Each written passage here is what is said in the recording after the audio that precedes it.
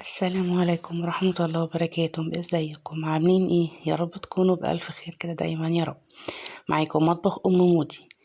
ان شاء الله النهاردة هنعمل مع بعض كده اكلة حلوة قوي، اكلة جميلة جدا كله بيحبها ان شاء الله تعجبكم يعني. النهاردة هنعمل كده مع بعض حاجة ما فيهاش ولا سمك ولا لحمة ولا فراخ ولا اي حاجة. بما ان الحاجات دي كلها بقت غالية وبقت سعرها اوفر علينا يعني وكده، فيعني نشوف بقى اكلات كده مثلا على قد الايه زي ما بنقول كده. اكلات هي برضو الخضار انا عارفه ان هو بقى غالي برضو، بس هنعمل ربنا معانا جميعا ويعدينا كده على خير يا رب الازمه دي. هنعمل مع بعض كده المسقعه بطريقه سهله جدا جدا وحلوه وكلنا بنحبها وكمان مفيده جدا ومغذيه. اول حاجه انا جبت كده كميه البتنجان بقى هتجيبي الكميه اللي انت حباها. تمام. جبت البتنجان غسلته الاول قبل ما بقطعه او اقشره او اي حاجه، بغسله الاول كويس قوي وبعد كده بقشره، بشيل القشره السوداء بتاعته. تمام. وبعد ما بتقشريه بروح بقى مقطعه. قشرته وقطعت كده يعني قطعيه بقى بالحجم اللي تحبيه، حتت يعني صغيره قطع مربعات او زي ما انا عاملاه كده براحتك. وبعد كده بعد ما قشرته خلاص رحت جايبه بقى حطاه في مصفى كده، في يعني الكميه بتاعتي حطاها على مصفتين، ورحت رشه عليه رشه ملح معلقه صغيره هنا وهنا. تمام. وحطيت تحت كل مصفى طبق عشان هينزل ميته دلوقتي، فعشان ما ينزلش على الرخامه وكده حطيت في كل تحت كل مصفى طبق. وجبت كميه الفلفل، جايبه فلفل رومي عادي مكبب يعني ده بارد مش حامي. لو حابه تحطي واحد حامي سبايسي شويه مفيش مشكله حطي. تمام. لو حابه كمان تحطي فلفل احمر او اصفر حطي براحتك برضو. انا جبت بتنجان وجبت الفلفل الاخضر ده، وكنت جايبه كمان طماطم. تمام. يعني انا جبته، انا بحب الفلفل الاخضر كمان معاها. لو انت بقى حابه تحطي زي ما قلت لك اصفر او احمر مفيش مشكله برضو بتبقى حلوه قوي، وبيدي كمان لون الوان حلوه كده ليها يعني، بيدي الوان حلوه كده للطبق. تمام. غسلت برضو الفلفل وشلت القلب بتاعه، وصلته ورحت مقطعه. بصوا بقى الميه هنا دلوقتي اهو، دي عشان رشيت عليه رشه الملح. تمام. بتسيبيه كده يصفي ميته، بعد كده بنعمله بقى بنروح نقليه اهو. صفيته تمام كله كده تمام ميته خلاص. ممكن بقى تديه شطفه بسيطه وتروحي مصفيه. تمام. حطيت بقى الزيت في الطاسه يسخن بقى طبعا. بتسيبي طبعا الزيت لما يسخن كويس قوي. وجبت حله حطيت فيها معلقه زيت، وبعد كده نزلت بمعلقه تومه مفروم. تمام. عندك معلقه توم مفروم كده حطيها. بس طبعا لما الزيت يسخن تروحي حاطه التومه تديها بس تحميره بسيطه يعني تشويحه كده، ما تحمريهاش قوي ما تخليهاش تتحرق منك عشان ما تديش مراره او طعم مش حلو قوي للصلصه، هتبقى طعمها مش حلو يا دوب بس كده حاجه بسيطه. تمام. واروح نازله عليه كده بمعلقه خل صغيره. بصوا بقى يعني الطريقه دي حلوه قوي قوي قوي، زي اللي احنا كده بنروح نجيبها من المطاعم. مش بنروح كده ساعات عند بتاع الفول والفلافل مثلا نجيب من عنده فول وفلافل عامل مسقعه، فنقول له هات مثلا بعد كده مسقعه. فبيبقى عامل برضو فيها كده، بيبقى عاملها بالثوم والخل، وبحط لها كمان تتبيله حلوه قوي انا شايلها عندي في الفريزر، اللي هي برضو تبقى ثوم ومحطوط عليه برضو فلفل ومتبلاها. دي بقى باخد منها ممكن للسمك لو انا حابه اعمل سمك مقلي. تمام. او للمسقعه او للكبده كده يعني، انا بخليها عندي على طول دايما في البرطمان في الفريزر. وقت ما بعوز احطها في اي اكله بطلعها. حطيت منها معلقه كمان على التومه، تدي بقى بصوا ريحه حلوه وتشويحه حلوه جميله جدا، حلوه حلوه قوي قوي يعني. تمام. وهنا بقى بصوا الطماطم دي انا كنت جايبه طماطم بقى مع البتنجان والفلفل، ما فيش غسلتها كويس قوي الطماطم، وتروحي حطاها مقطعه كده حتت يعني صغيره او يعني نصين، تقسيم الطماطم على نصين، وتروحي حطاها في الحله ومعاها يا دوبك ربع كوبايه ميه، هي كده كده بتنزل كمان ميتها. تمام. واسيبها بقى تتسلق كده خالص يعني تتهرى يعني. تمام. وبعد كده اروح جايبه الهاند بلندر بتاعي واروح ضرباها بس كده خلاص. بسيبها بقى تبرد خالص واحطها في اكياس واشيلها عندي في الفريزر. انا مش حاطه لها ميه كتير لان انا عايزاها بيور كده، عايزاها متسبكه، مش عايزاها صلصه خفيفه، مش عايزاها ميه، انا عايزاها تقيله. تمام. اخدت بقى منها كميه حطيتها على التومه وعلى الخل عشان اعمل بيها مسقعه يعني. والباقي اللي في الحله ده هسيبه يبرد طبعا خالص، وهروح احطها في كيس واروح شايلها عندي في الفريزر.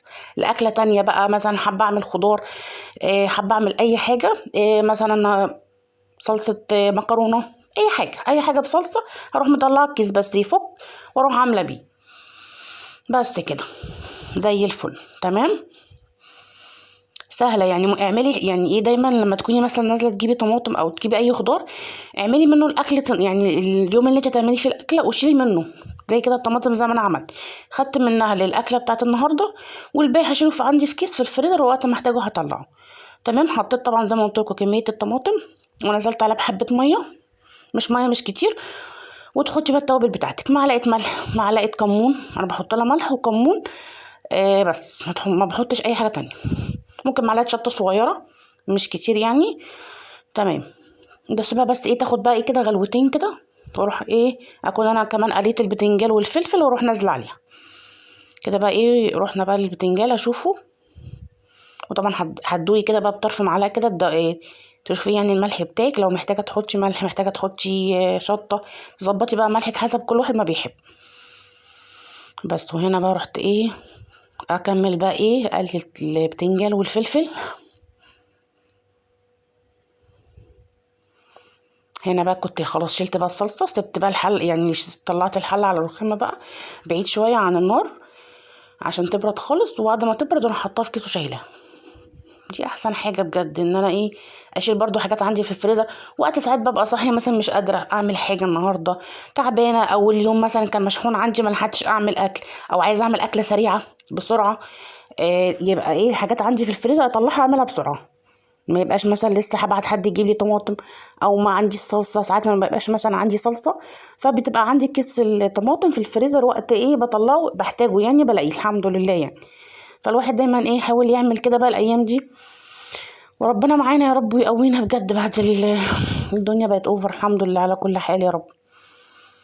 فقلنا بقى نعمل كده اكله حلوه كده النهارده كده ايه. انا عندي كمان ولاد بيحبوها، لما دوقوها بالوصفه دي اللي انا بعملها بالطريقه دي عجبتهم قوي قوي. اهو بصوا بقى البتنجان وجماله، حاجه كده حلوه بقى. تطلعي بقى لونه كده ايه يعني ذهبي كده، ما تغمقوش قوي عشان ما يديش مراره برده، ما يبقاش ايه غامق معاكي في الصلصه. بصوا بقى الصلصه كانت خلاص كده، اخدت بقى الغلوتين وسبكت يعني. انا كنت اصلا مسبكاها وكل حاجه، بس قعدت غلوتين بقى مع التومه بقى مع الخل مع التوابل بقى ايه. ما اقولكوش كانت ريحتها عامله ازاي، كانت ريحتها قلب الدنيا. خلاص بقى كنت هنا بقى قليت البتنجان والفلفل، انزل بقى ايه الكميه بتاعتي. لو انا هنا عندي بيحبوه ناشف بسيب لهم حبه في طبق برضو يعني من غير صلصه. انا بحب اكل الفلفل برضو كده من غير بصلصه ومن غير، بحبه في الحالتين. فبسيب حبه كده ايه صغيرين كده في طبق ناشفين يعني، ارش عليهم شويه كمون كده وملح، وناكلوهم برضو بالف هنا. بصوا بقى جمالها. وحطيت بقى ايه، كان عندي بقى كام بطاطسايه رحت مقشراهم، وقلت ايه اعمل لهم كده شويه بطاطس برضو محمره جنبها. واحلى اكله. ايه رايكم؟ بالف هنا وشفا على ايه على كل واحد اكل يا رب كده.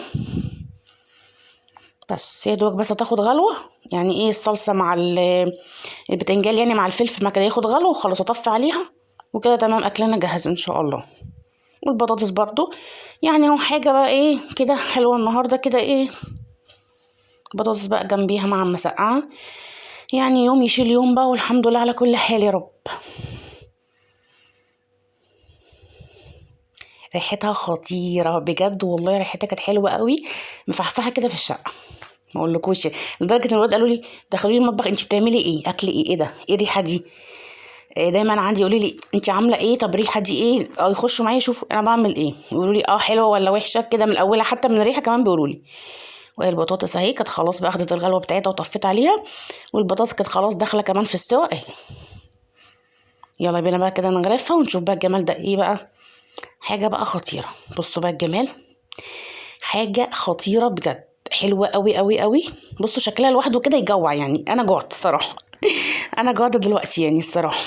بصوا خطيره بالفلفل البتنجان، والله كانت طعمها حلو قوي. جربوها بنفس الطريقه زي ما قلت لكم كده، معلقه التومه مع الخل مع التحبيشه. حتى لو مش مشكله عندكم التحبيشه دي مش مشكله، بس الخل كده والتومه حاجه خطيره. اهي بسم الله ما شاء الله. يعني جربوها ان شاء الله يعجبكم وتقولوا رايكم فيها ايه. ما تنسوش طبعا اللايك والشير والكومنت الحلو بتاعكم والاشتراك في القناه. لو لسه ما اشتركتيش اشتركي من كلمه اشتراك اللي هي تحت الفيديو وفعلي الجرس عشان يوصلك كل جديد من مطبخ ام مودي. اسيبكم في رعايه الله ومع الطبق المسقعه الجميل الخطير ده. انا عارفه ان انتوا هتجربوه وتقولوا رايكم فيه ان شاء الله باذن الله هيعجبكم. اسيبكم في رعايه الله والسلام عليكم ورحمه الله.